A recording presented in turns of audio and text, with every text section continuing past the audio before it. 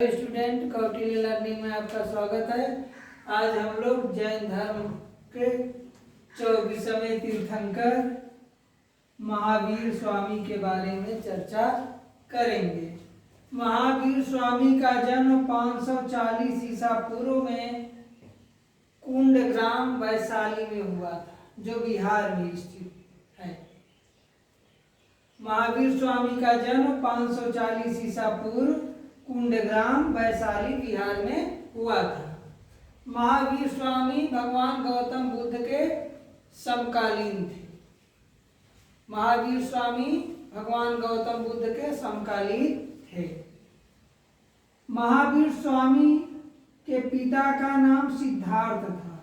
यहाँ देखिए कि महावीर स्वामी के पिता का नाम सिद्धार्थ था, और जब आप भगवान बुद्ध के बारे में देखेंगे तो भगवान बुद्ध के बचपन का नाम सिद्धार्थ था, जबकि यहाँ महावीर स्वामी के पिता का नाम सिद्धार्थ था। यह वज्र संघ के प्रधान थे। जो महावीर स्वामी के पिता सिद्धार्थ वज्र संघ के प्रधान थे। यह कुंड ग्राम के ज्ञात्रिक क्षत्रिय कुल के भी प्रधान थे। जो सिद्धार्थ थे कुंडग्राम के ज्ञात्रिक क्षत्रिय कुल के भी प्रधान थे। माता का नाम त्रिशला।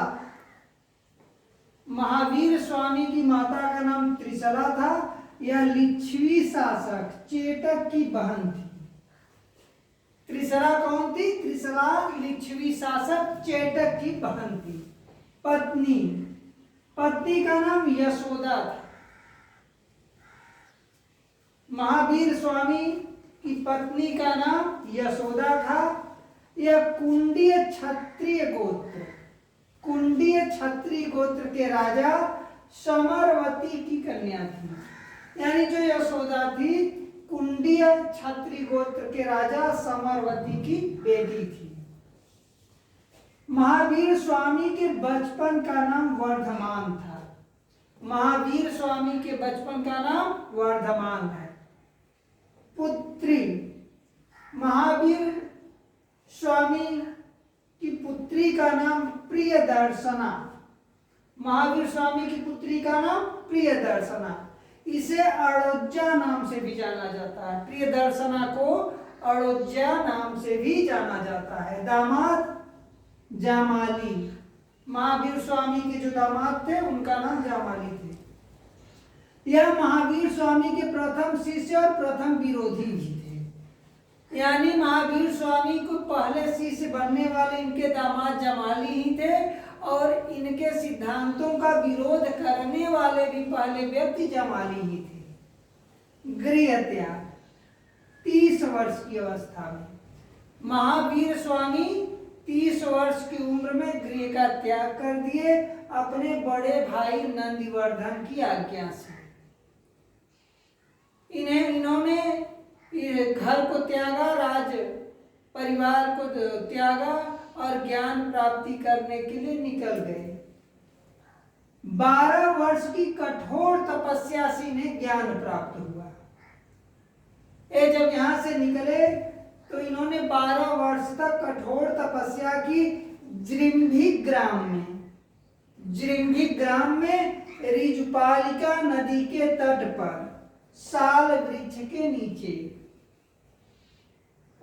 यहां से निकलने के बाद, घर त्याग करने के बाद ये पहुंचे जृंभिक ग्राम, और वहां ऋजुपालिका नदी के तट पर साल वृक्ष के नीचे इन्होंने कठोर तपस्या करके ज्ञान प्राप्त किया। उपदेश। इन्होंने जो अपना पहला उपदेश दिया था राजगृह में, वाराकर नदी के पास वितुलाचल पहाड़ी पर। प्रथम उपदेश इन्होंने दिया राजगृह में, वाराकर नदी के पास वितुलाचल पहाड़ी पर इन्होंने अपना पहला उपदेश दिया।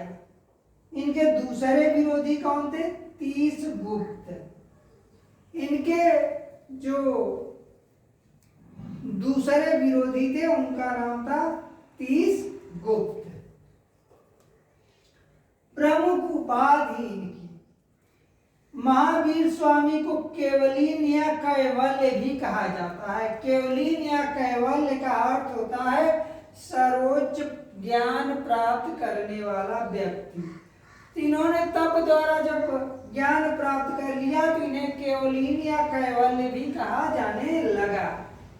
जिन, इन्हें जिन भी कहा जाता है। जिन यानी विजेता, अपनी इंद्रियों पर विजय प्राप्त करने वाला ही जिन कहलाता है।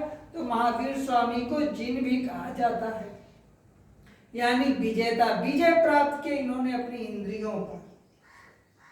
अरहत, पूज्य, अरहत यानी पूज्य भी कहा गया इन्हें। निग्रंथ, बंधन रहित, यानी बंधन से मुक्त रहने वाला व्यक्ति, जिस पर कोई बंधन नहीं, यह भी इन्हें कहा जाता है। निग्रंथ का अर्थ होता है बंधन रहित। इन्होंने निर्वाण प्राप्त कब किया, यानी मृत्यु को जैन ग्रंथों में निर्वाण कहा गया है। महावीर स्वामी ने निर्वाण पावापुरी, एक स्थान राजगृह में, पावापुरी में राजगृह में 72 वर्ष की आयु में इन्होंने निर्वाण प्राप्त किया। 468 ईसा पूर्व में। ये जो जगह थी यह मल्लगढ़ राज्य के प्रधान शासित क्षेत्र में इन्होंने जो निर्वाण प्राप्त किया वह मल्लगढ़ राज्य के प्रधान द्वारा शासित क्षेत्र था। यह राजगृह पावापुरी, और वहीं पर इन्होंने 72 वर्ष की आयु में निर्वाण प्राप्त कर लिया। मृत्यु हो गई और वहां निर्वाण प्राप्त किए और इस संसार से मुक्त हो गए। तो महावीर स्वामी ने इस भारतवर्ष के लिए एक महान कार्य किए और उन्होंने जो सिद्धांत दिए वह सिद्धांत मानवता को आगे बढ़ाने वाला सिद्धांत था। तो जैन धर्म के 24वें तीर्थंकर थे। इनके बाद जैन धर्म में कोई तीर्थंकर नहीं आया। जैन धर्म के ग्रंथों में कुल 24 तीर्थंकर माने जाते हैं। जो पहले तीर्थंकर थे ऋषभदेव, और 23वें तीर्थंकर पार्श्वनाथ, 24वें तीर्थंकर महावीर स्वामी, और इन्हें अंतिम तीर्थंकर माना गया है। तो आज का टॉपिक जो है यहीं पे हम समाप्त करते हैं। फिर अगला टॉपिक हम अगले दिन शुरू करेंगे।